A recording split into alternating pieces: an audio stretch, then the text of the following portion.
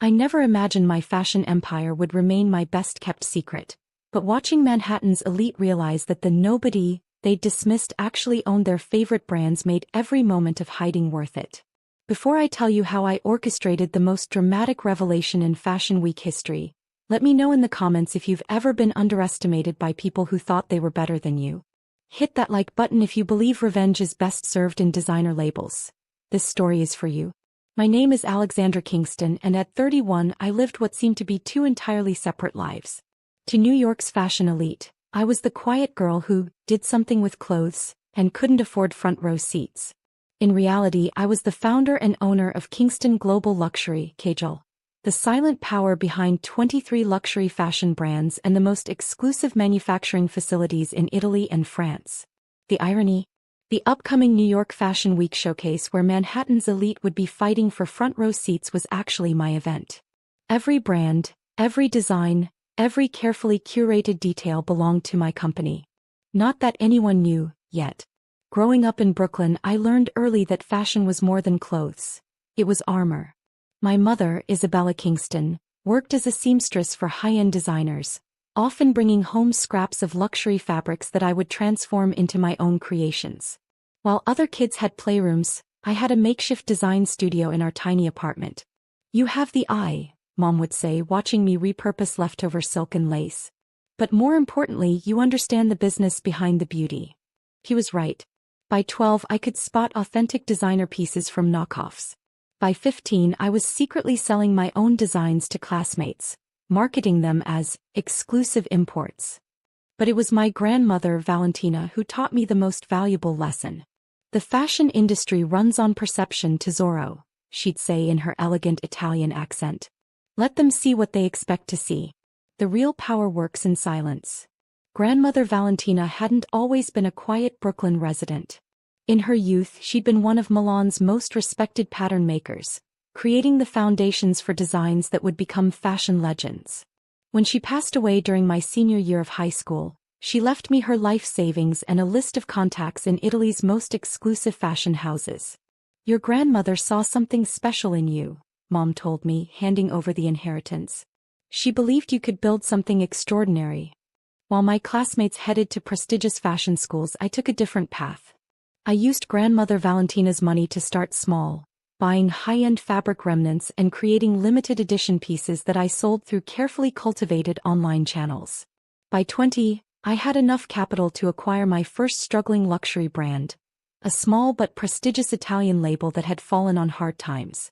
I revitalized it using my designs while maintaining the original brand name. No one knew that the stunning comeback was orchestrated by a young girl from Brooklyn. "The fashion world runs on names," I remembered Grandmother Valentina saying. "But the real power lies in ownership." Over the next decade, I built my empire in absolute secrecy. While fashion magazines speculated about the mysterious force behind the industry's biggest acquisitions, I maintained my cover as a modest designer who hadn't quite made it. Then came the invitation that would change everything. The annual Luxe Fashion Show, announced Camilla Sinclair, Manhattan's self-proclaimed fashion queen, during one of her notorious industry brunches. "Only the most elite brands will be featured." I sat quietly in the corner, dressed in a deceptively simple black dress that probably cost more than Camilla's monthly trust fund allowance. Not that she'd recognize the subtle craftsmanship of my own premium label. "Of course," Camilla continued, glancing dismissively in my direction, "some people might find the ticket prices prohibitive. We can't all afford front row, can we, Alexandra?" Her companions, Vanessa Warren, heir to a retail fortune, and Sophia Blake, a third-generation fashion magazine editor, tittered appropriately. "I might attend," I said mildly, sipping my champagne while mentally reviewing the show's production schedule I'd approved yesterday. "Oh darling," Sophia laughed, "the standing room section is already sold out. Perhaps you could watch the live stream." What they didn't know was that I own not just the brands being showcased, but the entire venue. The exclusive front row seats they were bragging about? I had personally designed the seating arrangement.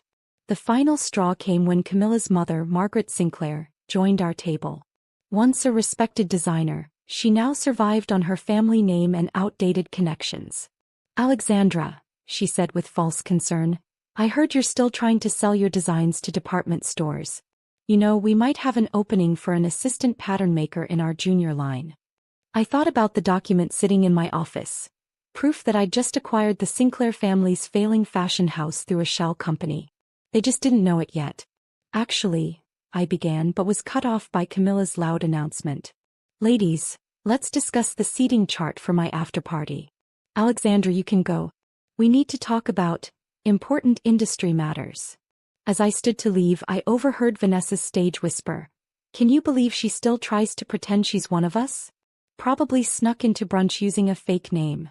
Looking around at their smug faces, at the designer bags that were actually made in my factories, at the clothes from brands I secretly owned, I made my decision. Time to show them who really runs this industry, I murmured, pulling out my phone to set the revelation in motion. The fashion world was about to learn an expensive lesson about judging a book by its cover. Especially when that cover was wearing couture they didn't recognize. The 2 weeks leading up to New York Fashion Week became my personal chess game. Every move was calculated, every detail orchestrated for maximum impact. I worked from my real office, a stunning penthouse atop the KGL Tower, though the building's ownership was hidden behind layers of corporate veils. The seating charts are finalized, my executive assistant Dominique reported. She was one of the few people who knew my true identity. The Sinclairs and their group are in the front row, exactly where they demanded to be.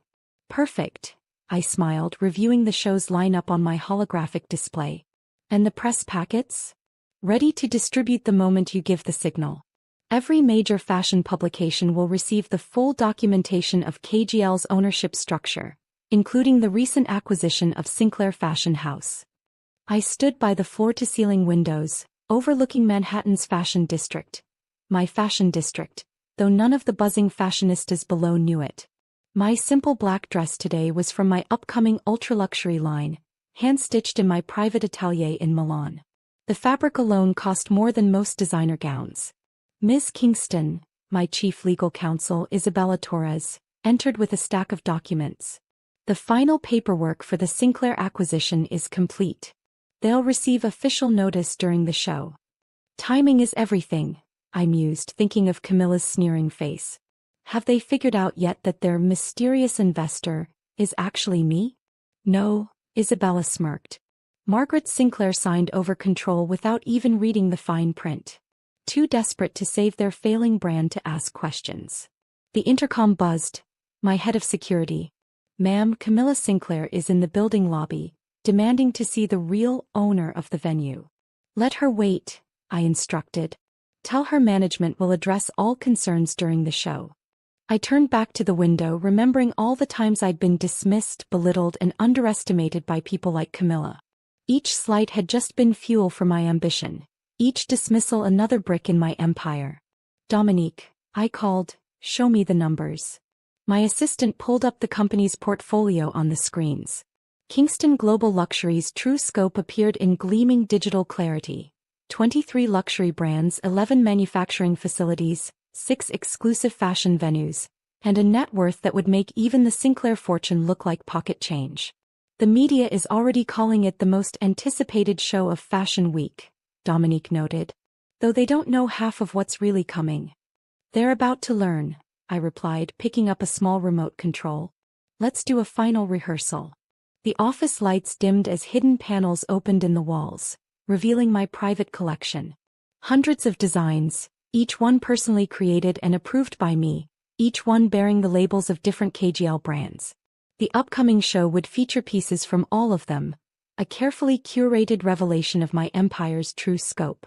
The Sinclair Group's reactions are going to be priceless, Isabella observed, reviewing their recent social media posts mocking my supposed inability to afford front-row seats. Speaking of seats, I smiled, pulling up the seating chart. Show me their view.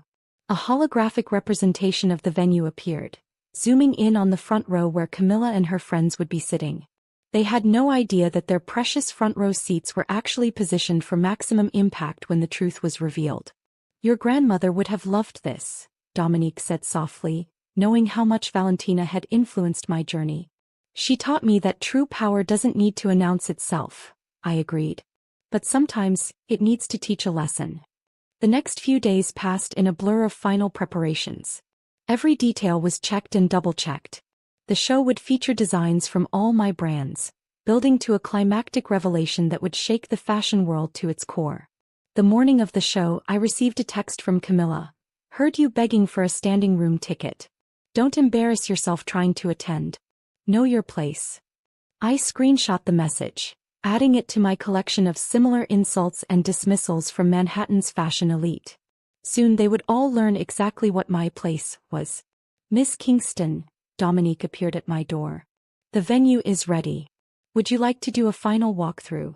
I stood, smoothing my dress. Another of my own designs, though the label inside read like a who's who of luxury fashion. Yes. It's time to make sure everything is perfect for our guests of honor. The venue was a masterpiece of modern design, every detail carefully chosen to enhance the upcoming revelation. The lighting, the seating, even the temperature was controlled from my private command center. The Sinclair Group just confirmed their attendance, my event director reported. Camilla demanded that the air conditioning be adjusted around her seat. Oh, it will be, I smiled. They'll need it cool when things heat up. As the final preparations were made, I thought about my mother, still working as a seamstress, still keeping my secret as requested. She would be attending tonight, seated in her own place of honor, ready to watch as her daughter's empire was finally revealed. Your grandmother always said the fashion world needed a revolution, she told me last night. Show them what real power looks like, my darling. Looking around at my creation, the venue, the brands, the empire I'd built from nothing, I knew the time for hiding was over.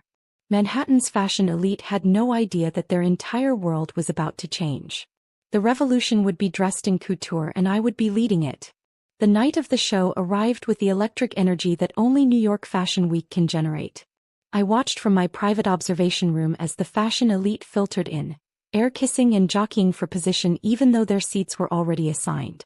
Camilla and her group made their entrance last, naturally. She wore a gown from one of my Italian labels, while Sophia sported a handbag from my French collection. The irony wasn't lost on me. Everything is ready, Dominique confirmed, handing me a final update. The press packets are in position, and the ownership announcements are prepared. I nodded, watching as Margaret Sinclair took her seat, completely unaware that she no longer controlled her family's fashion house. Let's begin. The lights dimmed right as Camilla was making a show of adjusting her front row seat. The massive screens lit up with the KGL logo, a design element none of them had yet connected to all their favorite brands. The first segment of the show went exactly as they expected. Stunning designs from what they thought were independent luxury labels. I watched their reactions through discreet cameras, noting their whispered comments. Obviously knockoffs, Sophia sniffed as one of my most expensive pieces glided past. The real designer would never allow their work in this show. I smiled, knowing that particular dress had been handcrafted in my private atelier. Then right on cue the lights shifted. The venue's director stepped onto the runway. Ladies and gentlemen, welcome to the first public showcase of Kingston Global Luxury. A murmur ran through the crowd. This wasn't on their programs. Tonight, we reveal that every design you've seen, and every brand represented, is part of the KGL empire, founded and owned by one visionary designer. The screens began displaying logos, all 23 of my brands including Sinclair Fashion House. I watched as Margaret Sinclair's face went pale, finally recognizing my company's name from the acquisition papers she'd signed. Please welcome the owner of Kingston Global Luxury, the creative force behind the industry's most prestigious brands. Camilla was already standing, her voice carrying clearly, "This is impossible. These are independent labels. My family's brand would never." Alexandra Kingston.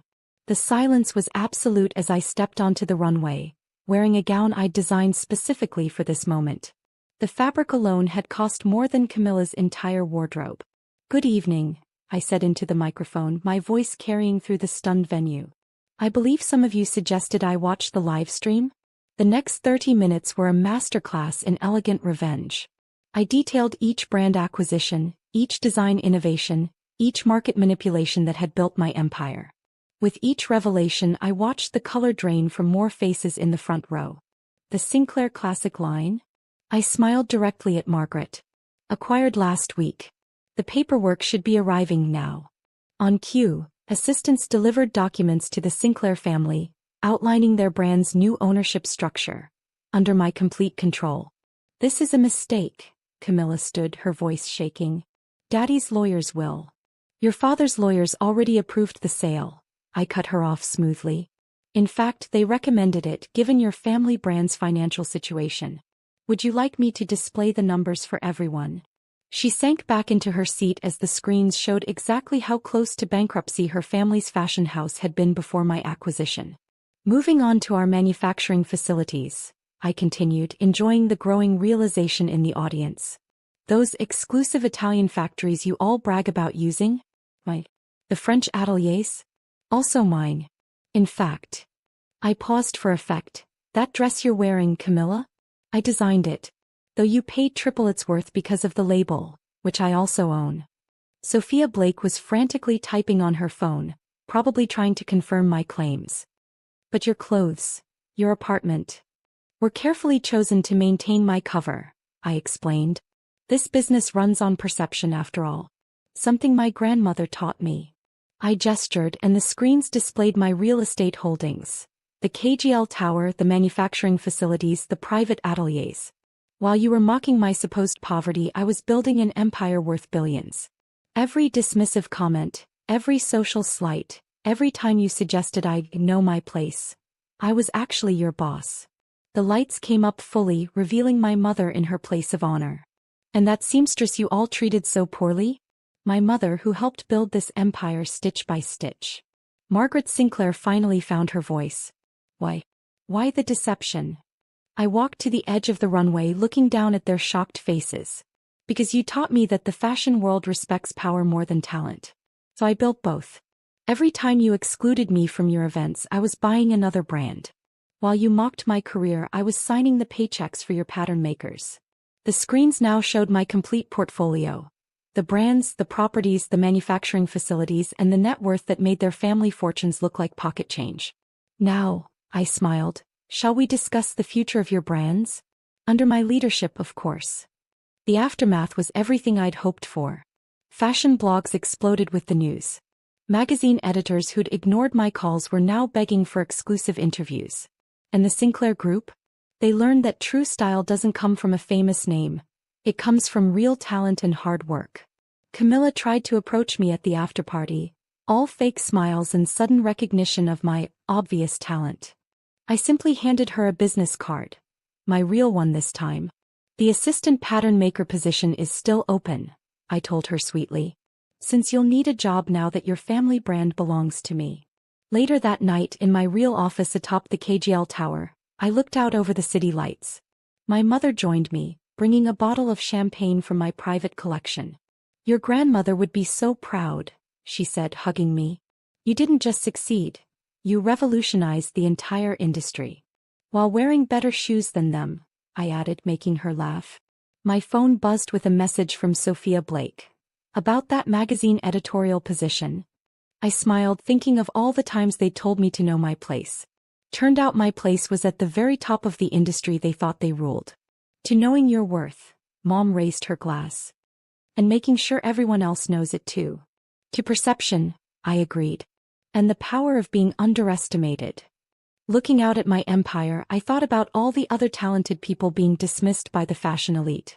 Maybe it was time to create a new kind of fashion house. One that valued creativity over connections, talent over family names. After all, the best revenge isn't just success.